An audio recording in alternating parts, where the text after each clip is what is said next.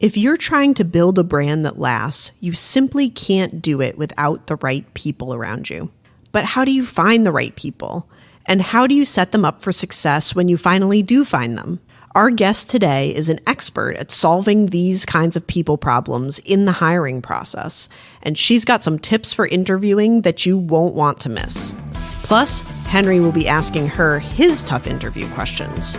All this and more coming up on this episode of Building Unbreakable Brands. Welcome to Building Unbreakable Brands, the podcast where we talk to business leaders with a generational mindset. I'm Meghan Lynch. I'm an advisor to family businesses and founder of 6Point, a brand strategy agency that helps generational brands honor their past while evolving for the future. Today, my guest is Valonda Banks, a hiring practitioner for almost 30 years. Valonda and her team at Liberty Employment Solutions are on a mission to provide employer branding, hiring strategy, and organizational development support for small and medium-sized businesses. They don't just do the heavy lifting for hiring, they'll also provide tools and training to share with clients to help them succeed in all of their hiring efforts and eliminate as many people problems as possible. Welcome, Valonda. Thanks, Megan. It's good to be here with you. I'm so glad to have you on the show because we're here talking about building unbreakable brands. And if there's one thing that can break even the strongest brand, it is people problems. So I'm excited to have you bring some wisdom about how leaders who are trying to build enduring companies can kind of navigate these people challenges that we all have. Even though you've been doing this work for decades, Liberty was born at a pretty unique time for both employees and employers, when there was a pretty high quit rate and unemployment was very low, and then things were only magnified during COVID. So I was just curious if you want to kind of walk us through those early days of Liberty and how that employment environment really affected your approach to help small and medium-sized businesses compete for talent. Yeah. So back when we were getting ramped up, we started in 2018, but 2019 is where the business really started taking off. Like you said, the quit rate was the lowest it had ever been since it started to be measured by the Department of Labor. But unemployment was so low. So there was a lot of movement happening in the job market. It just wasn't, people weren't quitting without having something else, which told us, as we were working with, various employers across different industries even, that we needed to get the unique message about what it was like to work for the organization in front of the right people. So that we had to dial it back one. Okay, so what is the right people for this organization? And then we really started to dig out cultural differentiators, and it resonated with the job market because the job market was starting to resist the traditional process and the traditional way that people were going through a hiring process and then even treated once they got there. All of the articles that you read back in 2019, 2020, 2021 was that you just needed to pay more. You needed to pay more money. And truthfully, people were still quitting, even when you got them the money that they really wanted. And so we really just dug in to understand culture and begin to look at cultural matches, which for me, some of my favorite businesses to work with are the family businesses that do have unique cultural differentiators that we can market on their behalf. Yeah, I'm curious if you could say a little bit more about exactly what you mean, or maybe give an example of what cultural differences or differentiators mean to, especially through the lens of employer branding. Yeah, when we sit down, the first thing we do with the client, no matter what service we're providing them, the first conversation is always the same. And it's, why should somebody come work for you as opposed to your competitor? We do enough research to know who their hiring competition is.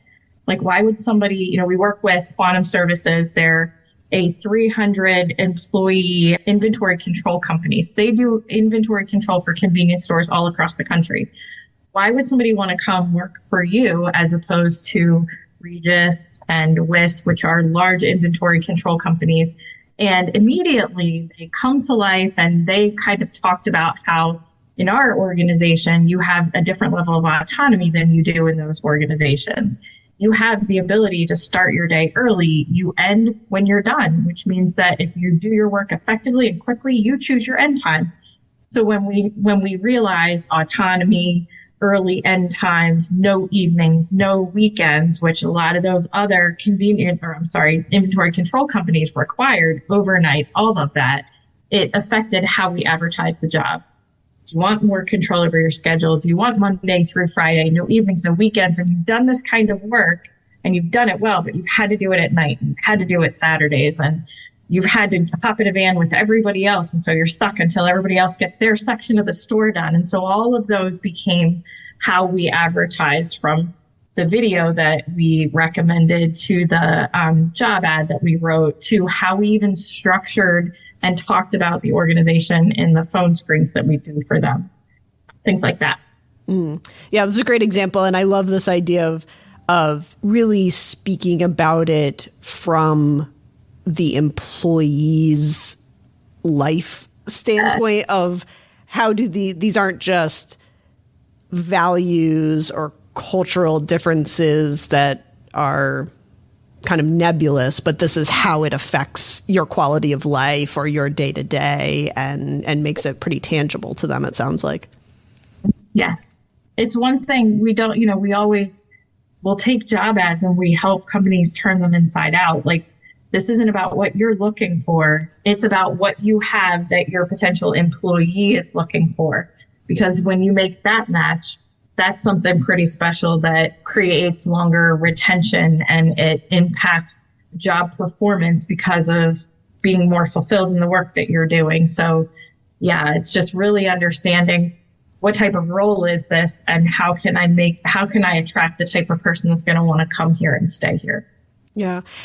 I feel like that has been a definite shift in the past few years of this idea that really almost the employee has more agency and power in the process. And I've talked with some business leaders that really kind of resist that concept in general and have a really hard time with it. So I'm curious if somebody was kind of pushing back and saying like, hey, I'm giving them a paycheck and a good job, I don't have to provide anything else.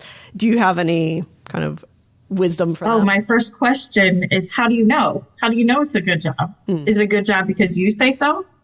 And what is that based on? I heard recently a staffing expert in central Pennsylvania say that this is the largest non-union union that the United States has ever experienced. So the workforce in and of itself has kind of unionized. They're not technically a union, but because they're all saying the same thing. But to your human that says like, this is a good job and a paycheck, I think the minute that's the person that's still seeing the employee as a commodity. One thing my husband and I said to each other, and it kind of happened organically, we didn't really plan for this, but we walked into the first office we had. We didn't intend for Liberty to become what it is today necessarily, but we walked into the office, we'd hired 2 people, and I think we were even holding hands, and we walk in that first day, and I'm like, what do you want this place to be like? And he said, I really want this to be the type of place that we wish we could have worked in, where somebody recognized that, yes, we came here to do a good job and earn a paycheck, but that paycheck does something else outside of here. And so for us and honestly, for our clients, we'll talk about that. And we'll train the person who's screening to really understand, like, this is a human that walks through the door. What does this paycheck do for them?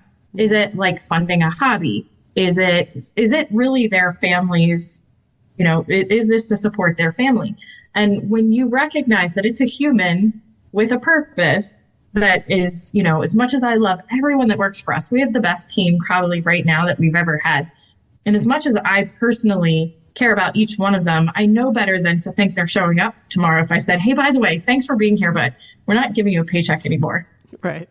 I know that not only does Ed's paycheck provide him his apartment in Philly, it also supports Terry, his lizard, and it supports Ivan, his cat, and his girlfriend, who I won't name here, but like we know what's important to them and what motivates them. And I know in an organization that is growing, the ownership can only know so many, but you should really know the people that you are working closely with, and you should be training the people who are supervising and managing people in your organization to do the same, to really understand who's in your organization and what's really important to them. I love this idea of basically the employment landscape in general as being a gigantic union with some demands. As the different employment market shift and balance might change, or unemployment rates go up and down and jobs become easier or harder to find, do best practices in employer branding change with the job market? I don't know that best practices change. I think how we talk about things shift and change a little bit. And I think the process that's created and how it's executed on affect your employer brand.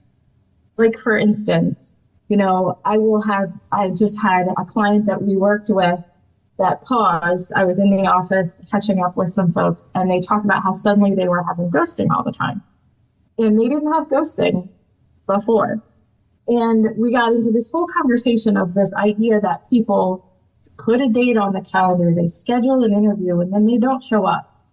And it's like employers all over are so perplexed by this. And yet when I ask them in their process, how do you respond? How do you communicate when you're not moving forward with people? I hear all the time they don't have a process to do that. So it happens haphazardly. I'm like, so why are we perplexed? Because, we're people, we're busy. Sometimes we don't communicate well because it's not a priority to us. Why are we shocked that someone who might have had 3 interviews, accepted a job, didn't think to follow up with us? We didn't think to follow up to let them know we had moved on with someone else. So I think, to your question, I think, how we actually execute in the process is part of our brand as well. If you're saying that we recognize the individual coming through the door and what motivates them and what they're going to, what their paycheck provides for them, so I see you as a human, then you don't treat them as a human through the process with good communication about where they are, about why you weren't able to, maybe you ended up with 3 interviews, and so you haven't selected the next 2 that you want to talk to, even though you told the first one, I'll get back to you. Just making that quick phone call to say, hey, we ended up with more people than we thought. We need a couple more days. If you want to move on, that's fine. But I just wanted to let you know because I said I would get back to you by Wednesday.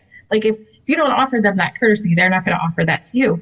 And truthfully, that does affect my employer brand, because when they come through the door, I want them to believe me when I say, I told you I would get back to you on your schedule change request on this day. Even if I don't have an answer, I'm going to get back to you to say, hey, this is the process that we're going through to figure it out. We got this far. We need a little bit more time. It's that common courtesy that truthfully we teach people. The process should teach you as much about the employer as possible and the company.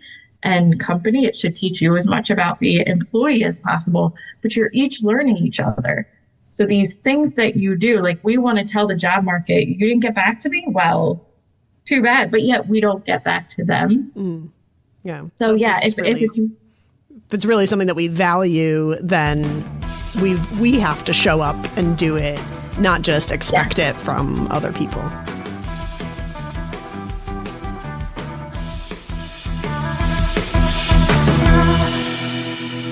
You're listening to Building Unbreakable Brands, the podcast all about brand stewardship and crafting an enduring legacy.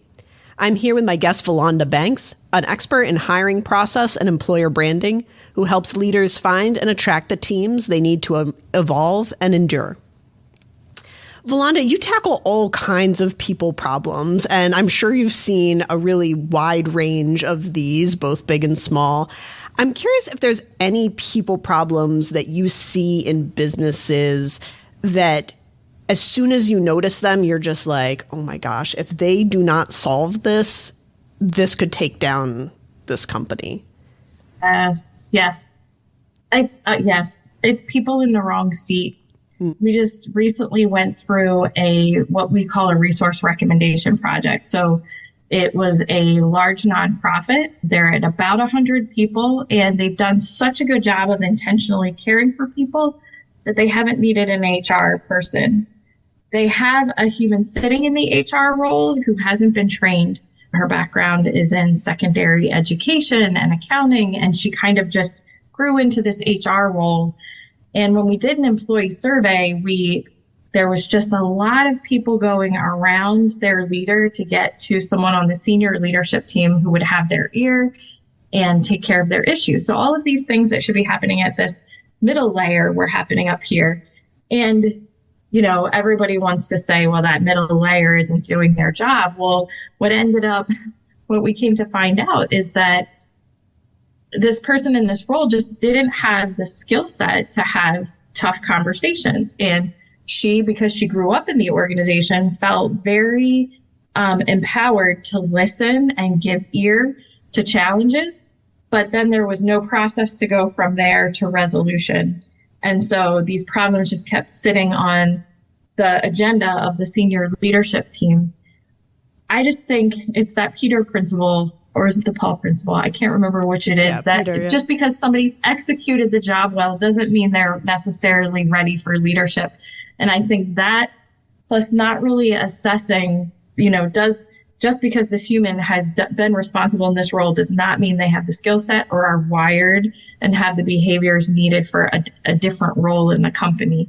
And I think we do people a disservice when we say, hey, we're grooming you for this without finding out, number one, is it something they want? Or two, even if they do want it, is this something that they're capable for? Mm-hmm. So yeah, you don't take your best passenger and give them, the front seat of the bus if they don't have a CDL and a good driving record, right? Yeah. So why would we do that in an organization and give somebody leadership who's never had the opportunity to demonstrate it? Or in their case, give somebody a role where you need to have crucial conversations well and carry the responsibility and action items out of that conversation to someone who doesn't know how to do that. Mm-hmm. So it sounds like not only right or, a person in the wrong seat, but also specifically like a wrong person in a seat that has a lot of influence or leadership within the organization, that becomes a really big failure point. Yes. Thinking about that, so do you have any, speaking of process, how you can sometimes know that somebody's in the wrong seat once things are going terribly wrong, but how do you get in front of it and figure out ahead of time if they're a good fit for the seat and if the seat is a match for them? Yeah, I think a lot of times as business owners, we tend to define the role that we need in light of the last failure I'm not calling the human who was sitting in the seat a failure, but the last time you got it wrong. And so we want to say, well, this is what I want, but it's all in reaction to somebody who had been sitting in the wrong seat before. And I think the biggest thing is being able to, even if it means you have to separate yourself, go to a coffee shop, being able to sit back and say, what does my business need from this role? What does the team working around this human need? And define it that way. Or even define it in light of the person who did do it well. And it's okay to think about what didn't go well, but the whole thing cannot be defined by someone who didn't succeed in the role. It really needs to be, what does the business need from this role? And then what will help in this role, what will help take this either department to the next level, or how does this move the business on? Because then that really helps you define what you need. I was just talking to someone who he owns a cybersecurity company with a large Pentagon contract. And he was talking about a president that he hired that was sitting in the wrong seat. He had worked at this level, and this was an entrepreneurial startup that now had government contracts. He had taken the guy from a corporate environment who'd run government contracts. And I asked him, did anybody ask the question what he had built it's very different to step into a role that has all of this, responsibility that you've had before. But in this case, they wanted him to build.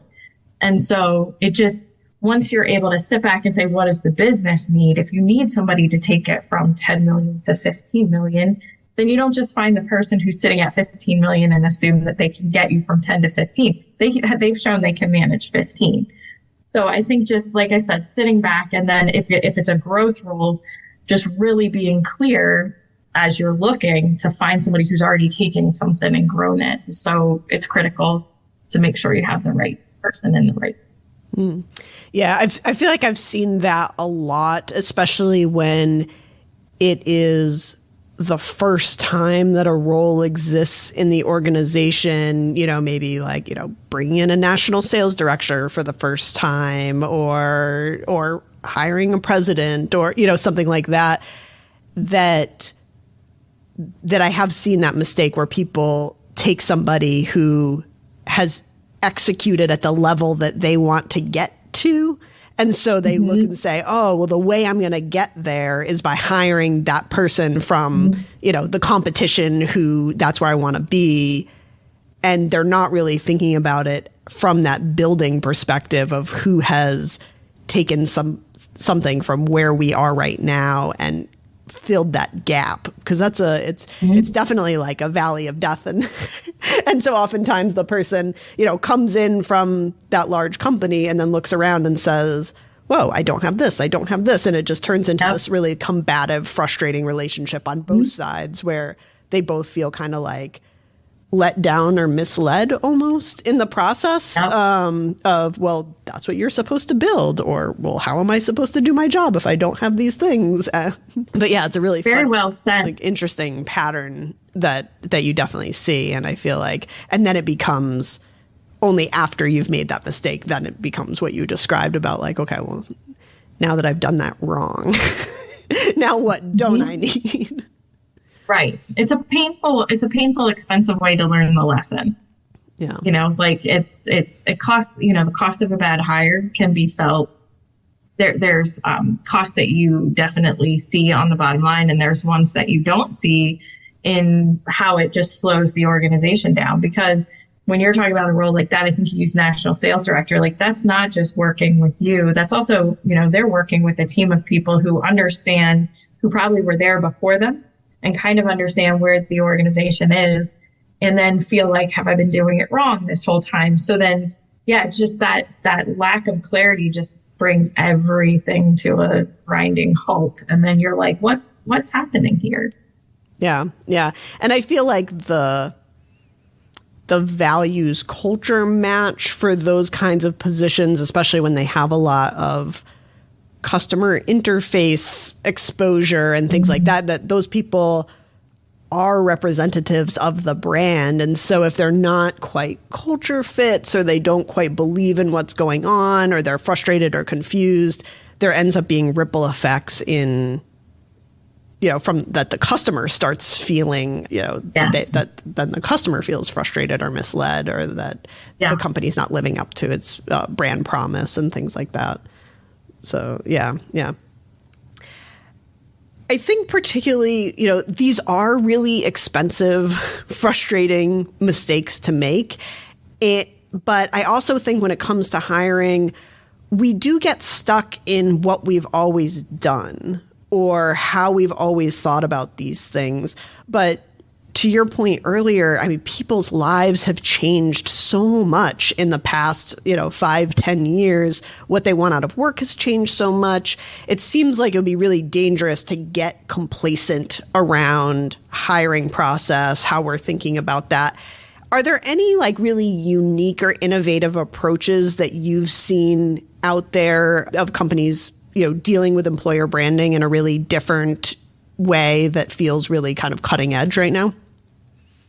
Yeah. I mean, I think it's sad when cutting edge is authenticity. I mean, the companies who I feel like are doing it really well, who are already 3 steps in the right direction before we show up, are companies who are not trying to be innovative and cutting edge, but who are really being authentic. For instance, one of our clients is a data science company outside of Philadelphia, and he'll say, we're not so cutting edge that we're barefoot and playing ping pong like Google. Like, he'll say, we're not all that. We're also not in Amazon's cubicle city. Their web developers have, cool areas to write, 360 degrees in a room. They can write out code and they can do all of the things, but they have the ability to be remote and all of that. When we got there, they were doing something really cool, and they were doing a roundtable. So the leader who was in charge of the process was not a part of this roundtable, but as a part of an extended interview, this person had the ability to hop on and sit with multiple people and just ask some questions. We recommended that they kind of guide it and talk about, have a couple people on that talked about why they chose to come work for the company, what they absolutely loved about working there, and what they found challenging. And with the leader off camera, not in the room, not even listening, it was a great opportunity to see not only like for the applicant to hear what these people said, but really to get a gauge on the questions that they asked and the ability to talk with them and see how interactive they were and give that a gauge as to what it would be like to rub shoulders with them, because they were always on conference Zoom calls. They were on Zoom calls with clients. They were on Zoom calls with each other, and just see what it felt like to be in that space with them. And that was great. It was great that the owner wasn't on there. It was great to find out later, like, what were some of the questions, because that really tells you the questions that they asked tell you what they value. Is it like, just trying to think of a couple examples that have even come to us. Do they ask the right questions? Like in an interview process, are you getting I call it the LinkedIn set. LinkedIn says, here's how you should interview. And so I'll have people come in that will interview for like a part-time operations coordinator role, which is essentially a glorified admin assistant. And they say, where do you see the company in 5 years? And we don't answer that question right away. We say, tell me a little bit about why that's important to you. And if they fumble, I know they're just trying to ask good interview questions. Well, guess what? This job isn't about interviewing. So it's not about doing the right thing. It's about doing the effective thing. What I love is the people who say, okay, I've been in a small business before. It can be kind of hectic. Tell me about how this place gets hectic. What? I love that. Now it's an intuitive question about when I show up to the table at work, what's it going to be like? And is that a place I want to be? I would rather have that question than where do you see your business in 5 years? I'm like, maybe I don't want to be here in 5 years. Is that what you want to hear? Yeah. So I feel like I've probably gone off on a couple rabbit trails there, but yeah, I think it's not about innovative and cutting edge. It's about authentically, can you pull back the curtain and how can you let them see as much about who you are and how you execute on your product or service? I think that's the most important thing. So how can you do that authentically? Because that allows them to come to the table authentically. And I really want to know, Meghan, if you're interested in working for my company, I really want to know about you and how you think. I want to know how you work with your coworkers. I want to know if one of them isn't doing what they said, are you going to call them into accountability, or are you going to call the supervisor? And I want you to come and feel comfortable saying that. So I'm going to pull back the curtain and let you see as much about what's going on here too, so that we can all be for real. It's so much like dating. It's a dating game. And I want you to come and meet my parents, and I want you to see what it's like to be with the potential in-laws. And I want you to experience that. And I've had so many people comment on how thorough the process is, but how they really they appreciated getting to know Ed, who's our systems admin, who our clients never see, but who they will. And so I just think authenticity is so much more important than innovation, almost, unless you're innovatively becoming more authentic. Yeah, that's great.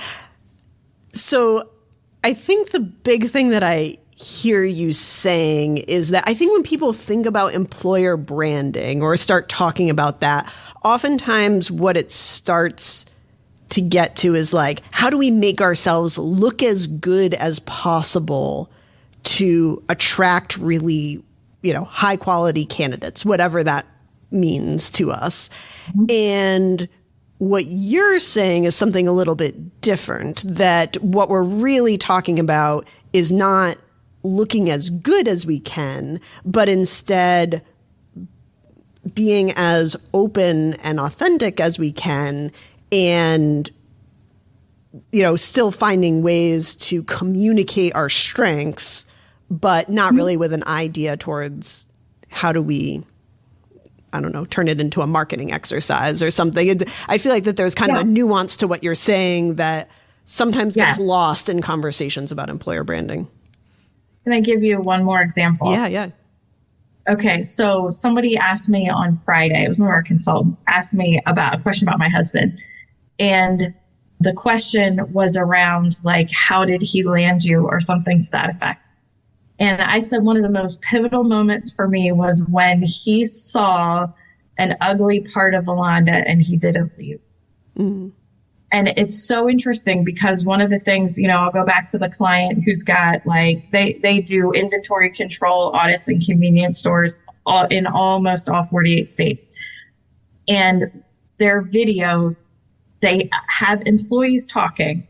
Nobody, I mean, these are employees with the logoed shirt, but not the leadership and supervisors, saying what they love and what they find really hard.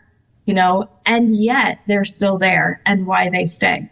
So, you know, you talked, earlier I said you have some independence and you have some autonomy and you have early end day, but you also are probably going to get up at 4:30 in the morning. You're going to drive your personal car and you're going to drive it all over it and you're going to get reimbursed, but you're going to put the miles on your car. And so in the video that everybody watches before we phone screen them, all the good is out there, but so is all the not so good. And when people are still there in process, understanding the good and not so good, that tells you you've got a good one. Just like when Jeremy saw, you know, nobody's perfect. He saw kind of an ugly side and was like, okay, I'm glad I know this up front, but now I'm ready. And so I just think authenticity is so much more important than looking right, because what happens when they show up and you've made it look like, we are happy hour on Thursday, we are Taco Tuesday. Nobody really cares if they don't like any of their coworkers, or if the supervisor has no emotional intelligence whatsoever. And so if they come to work having a bad day, everybody else gets to have a bad day right along beside them. Like, now I don't care about Taco Tuesday or my happy hour with my free glass of wine. Yeah. So yeah, I just think authenticity is so key. It's really key in a good, effective process.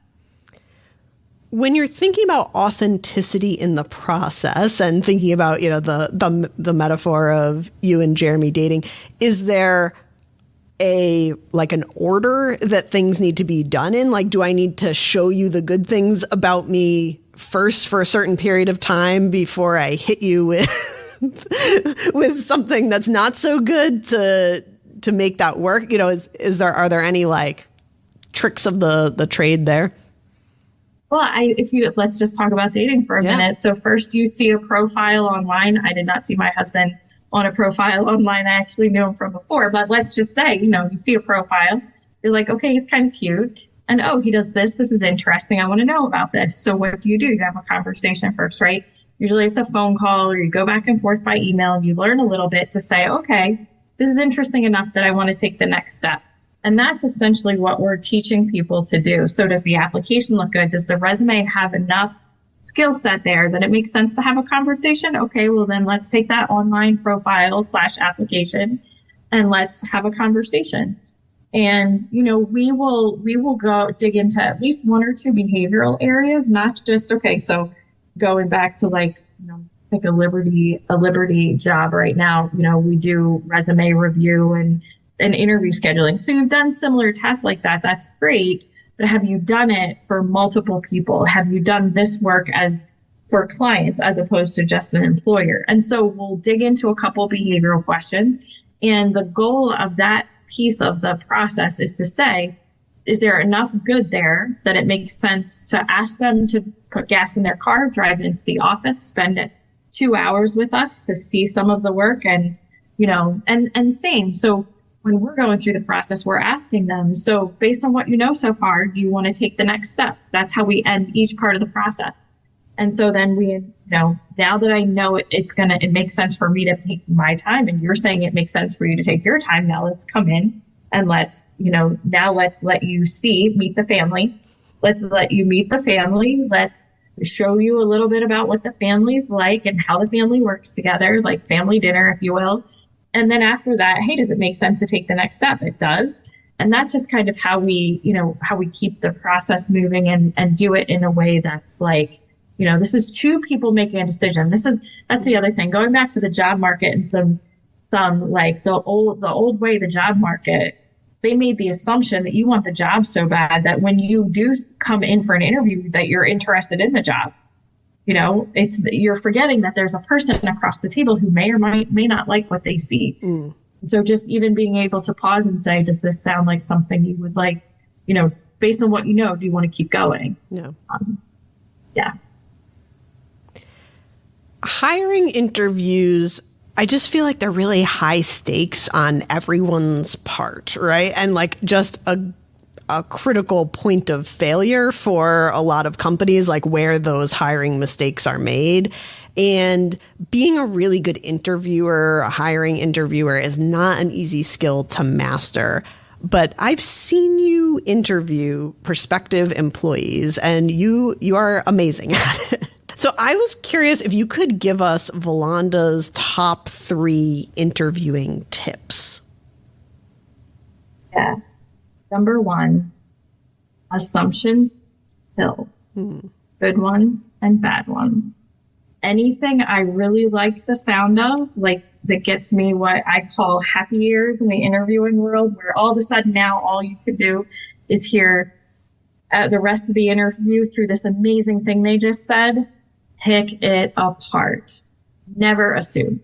I had someone who I was interviewing with one time who said, I really need somebody who cares very much for the people. It was actually for an HR role.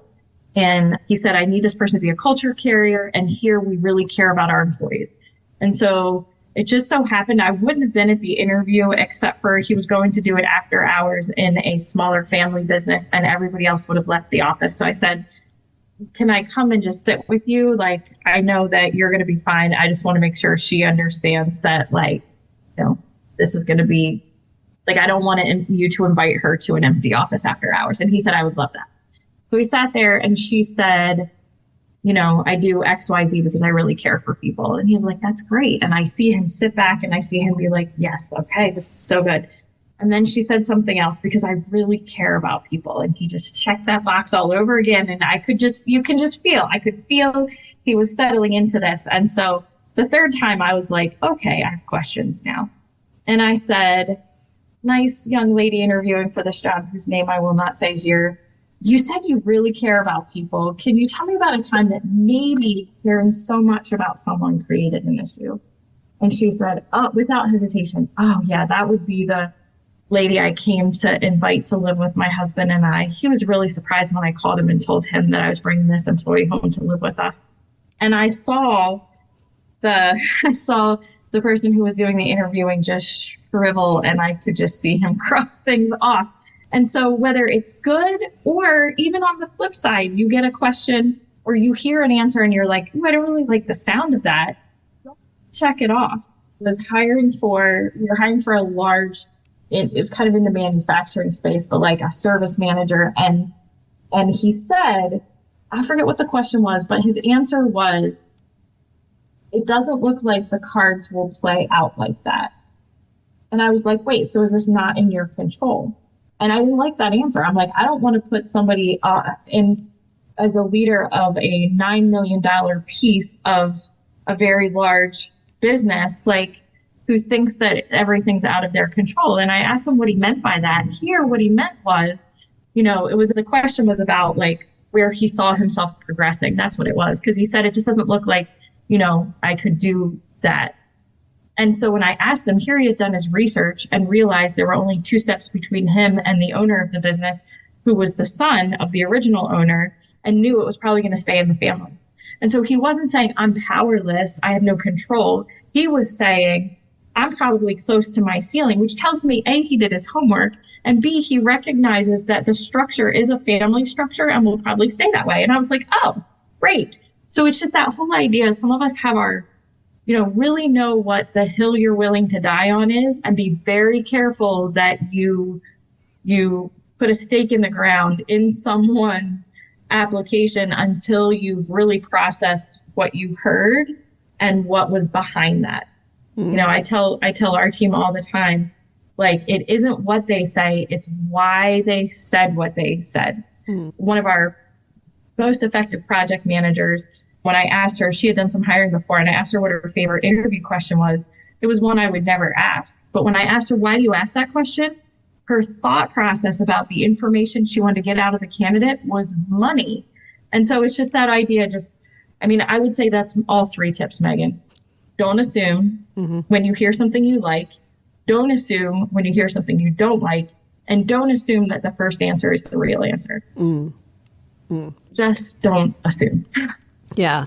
No, that's such great advice, because, I think anybody who's done interviewing has had those moments where you fall in love or out of love with a candidate about something that they say. And so to stay present enough in that moment to recognize that that's happening to you, and then to respond with curiosity, like that's something that really needs to be practiced and honed as a skill, both the awareness of this is what I'm feeling right now, and then what do I do? Yeah. And the best place to practice that is at home with your kids, with your husband. When they say something that makes you feel like, oh my goodness, he must mean that he's taking me out to dinner Friday night. Like, we need to spend more time together. Instead of saying, tell me what you mean by that, I'm like, all right, what night do I need to get a sitter? What do I wear? And he's thinking, I just want to sit and hold your hand while we watch our favorite show on Thursday night. Like, it's just that whole idea, or same, like, I just don't think we should spend money on that. Is he trying to tighten up my shopping budget when he's saying, I want to buy you a new car, so we're not going to spend money on the coffee pot? Like, it's all about, like, really understanding what's behind what you just said before I make my value judgment about what you're saying. Yeah. And it sounds like getting really good at just asking lots of questions and figuring out how to get at those underlying. That's something that I'm sure isn't easy to do, but that with practice becomes better, or with a little bit of training or feedback on, I saw you do this. And I would imagine for the first example you gave of, watching somebody get excited and then modeling for them about like how to act in this moment, I'm sure could be really helpful coaching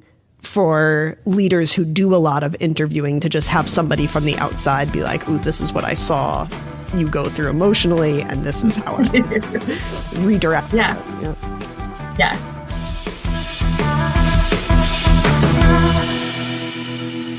You are listening to Building Unbreakable Brands, the podcast for leaders with a generational mindset. My guest is Valonda Banks, CEO of Liberty Employment Solutions. In our final segment, I'm going to turn the mic over to the next generation. My 8-year-old son, Henry, is coming in with some big, important questions for Valonda. Take it away, Henry. Hi, Valonda. My question is, do you think your business will end? And if it didn't end, would you need help?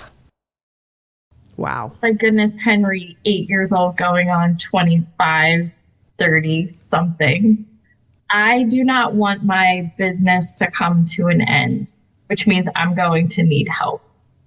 Because if it comes to an end, I might not be around anymore. And we love what we do. We love who we work with, and we love seeing people find the right teammates. And so I want to train as many people as I can to find really good teammates, and then to empower them to go help other people find really good teammates. So I really hope it never ends. Thanks, Valonda. I also have a joke for you. Why did the can crusher quit his job? Because it was so depressing. Good. I have a joke for Henry. Can I share a joke for Henry? Absolutely. Would love that. Henry, what has 5 toes but is not your foot? It's my foot. That was my dad joke that I sent to my dad yesterday. I love dad jokes. Love it. Thank you so much, Henry. And thank you, Valonda. This was such a great conversation, so jam-packed with lots of great little insights that I hope listeners will be able to take and apply immediately to solving their people problems, finding the right people, and just making everybody happier in the process. If listeners do want to learn more about employer branding or Liberty Employment Solutions, how should they get in touch with you, or how would they learn more? They can come find us at libertyesolutions.com, and they are welcome to email info@libertyesolutions.com. Don't forget the E. We would love to hear from you, even if it's just, hey, I tried this, it was helpful, or I tried this, it wasn't helpful. Do you have another tip? We would welcome those as well. Amazing. We'll link all of that in the show notes so people can click right on it. And thank you again, Valonda. As always, just such a great conversation. Yes, thank you, Megan. It was great to be with you.